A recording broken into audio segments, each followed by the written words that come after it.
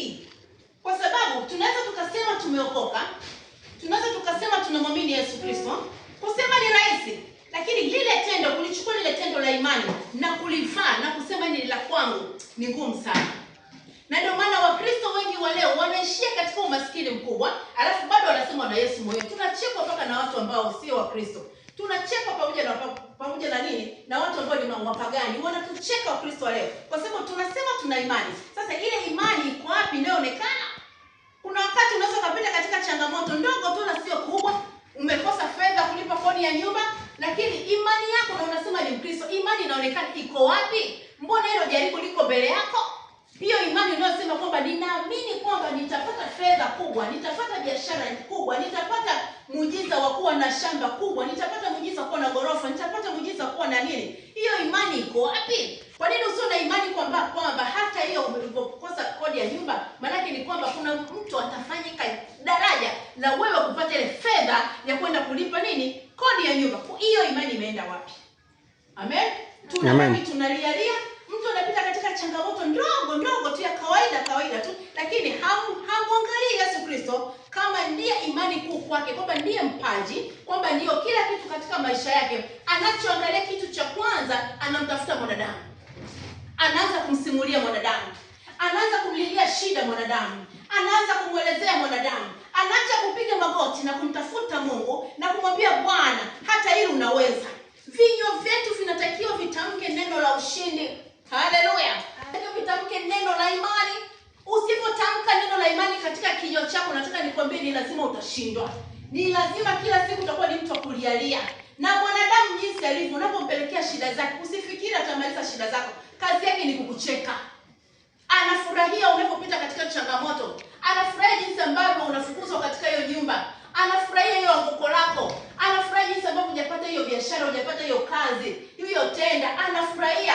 Ataonekanika katika hali ya nyama na damu ni rafiki yako, tena anakupoza kabisa na kukutia moyo. Na wewe unatembea kifua mbele unasema nilimwambia fulani akanitia moyo. My dear, wakati anakutia moyo saa hizo, akigeuka upande wa pili anasema afadhali. Haleluya. Anasema na tuone, lione, linajifanya kwamba sijui ni sasa sali kila siku. Usijifanyaga kwamba ana pesa, usijifanyaga kwamba ana kazi anapata na tena. Mbona hili limemshinda? Lakini ukija kwa imani, maana yake ni kwamba ukamwamini Yesu Kristo, alafu limekuja jaribu kwako, ukamkimbilia Yesu Kristo akamwambia Bwana, usiniaibishe. Ninafahamu hata hili nitapita. Nataka nikwambie ni utapita kweli. Haleluya. Amen. Utapita, maana Mungu atatengeneza daraja. Maandiko yanasema kwamba utapita pasipopitika. Maana yake ni kwamba Mungu atakutengenezea daraja. Njia zake hazichunguziki, njia za Mungu hazichunguziki hata siku moja. Haleluya. Amen. Tujifunze watu kuwa na imani wa Kristo wa leo.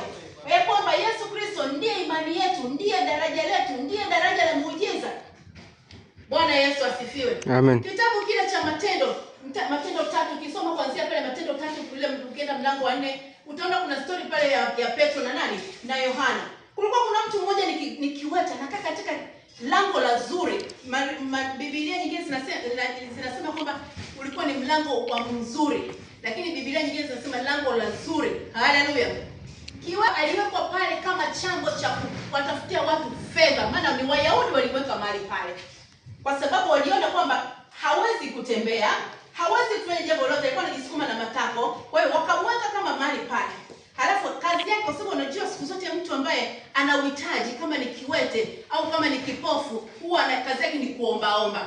Lakini sasa fedha zile zilikuwa sio kwa ajili ya mahitaji yake peke yake, kuna watu walikuwa nyuma yake. Hata leo haya mambo si yako. Watu kule mjini wanakaa wanaomba, unafikiri ni wao usie fedha za kwao. Kuna watu wakubwa wamewatuma wako pale. Wenyewe wamekaa mahali wako huko nyuma wanafanya shughuli zao, wanajua kwamba kuna kitega uchumi kiko mahali kinatuletea fedha. Kwa hiyo hata yule kiwete aliyekuwa amekaa katika lango la zuri, alikuwa amekaa pale kwa point maalum, kwa sababu maalum ya kutafuta fedha kuwapelekea watu. Lakini alipotokea Petro na Yohana, pamoja na kwamba alikuwa hajaokoka, lakini alipowaona tu Petro na Yohana, lengo lake kwanza lilikuwa ni kuomba fedha, lakini lengo ambalo lilikuwa nyuma yake ilikuwa ni Mungu aliweka kibali, akasema Mungu tu mwenyewe alimuonyesha katika njia ya nani, njia ya roho. Hawa watu nitaomba pesa, lakini pesa ni kama chambo tu, lakini mimi ninachotaka kwao ni muujiza. Haleluya. Tunaona namna ambavyo mkono, akawa anaomba fedha. Hawezi tena kutembea, hawezi kujisogeza, akaomba fedha. Lakini Petro na Yohana wakasemaje? Wakasema sisi hatuna hizo fedha, lakini tulicho nacho tunakupa. Nyanyuka na utembee. Haleluya. Sasa hapa kuna jambo moja ambalo nataka mjifunze. Unaweza ukatamkiwa muujiza, lakini ndani yako kama hakuna imani ya kupokea ule muujiza, hautapokea. Haleluya.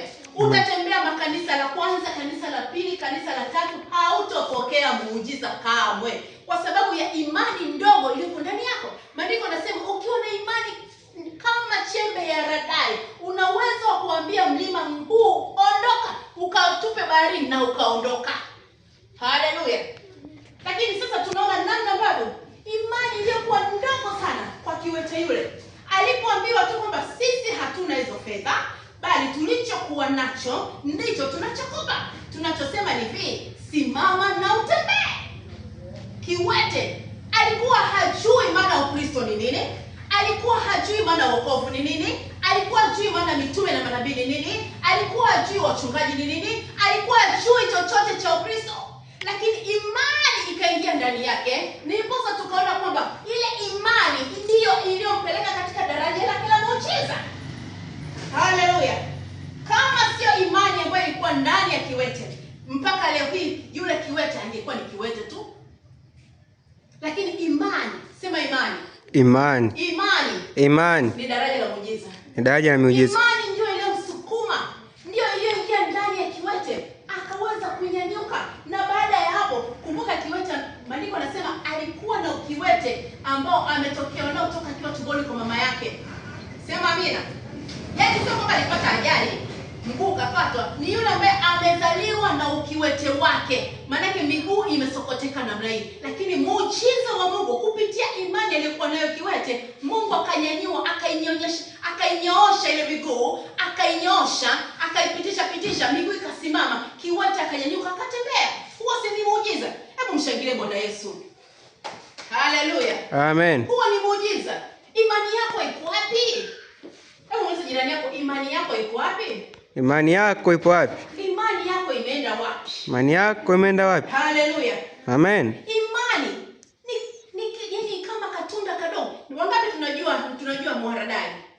Ule mwaradani hata pale nyumbani si upo mwaradani. Sasa kuna kale kachembe ambako hata kaonekana wakati mwingine hata ukitumia darubini ndio unaweza kukaona. Lakini Mungu anakuambia ukiwa na kaimani kama kachembe karadani, una uwezo wa kusema jambo lolote na likawa. Amen. Amen. Wakati mwingine tunatakiwa sasa hivi tuwe tumefika mbali. Yaani sasa hivi jinsi ambavyo ulipo hivyo sivyo ambavyo unatakiwa kuwa. Mungu alikuwazia mema, Mungu alikuwazia mambo makubwa, lakini wewe kwa jinsi ambavyo una ukaidi wako, jinsi ambavyo hauna imani, umebaki vile vile na shetani ndo amezidi kukandamiza kabisa. Haleluya. Amen. Hukutakiwa kuzaliwa maskini na ufe maskini. Haukutakiwa kuzaliwa maskini, uishi maskini, ufe maskini. Hapana. Yesu wetu ni tajiri. Sema Yesu wetu ni tajiri. Yesu wetu ni tajiri. Yesu wetu ni tajiri. Yesu wetu ni tajiri. Tukosesha tu utajiri ni kwa sababu hatuna imani. Maana yake ni kwamba imani ikiingia ndani, huwezi kuhubiriwa kwa habari ya wokovu ukaokoka pasipo kuwa na imani. Haleluya. Amen. Unaweza kuwa na wokovu mdomoni tu kusema mimi nimeokoka. Bwana Yesu mimi nimeokoka. Jamani kanisa, nampenda Yesu, nimeokoka, lakini moyoni hamna nini? Hamna kitu. Ili useme umeokoka, maana yake ni kwamba kwanza moyoni, ili uweze kuongea vizuri, kutamka neno wokovu vizuri, ili utamke ile neno wokovu ukiwa na furaha na amani, ukiwa na ushindi, ni lazima kwanza moyoni neno la imani liwe limepandwa. Sema liwe limepandwa.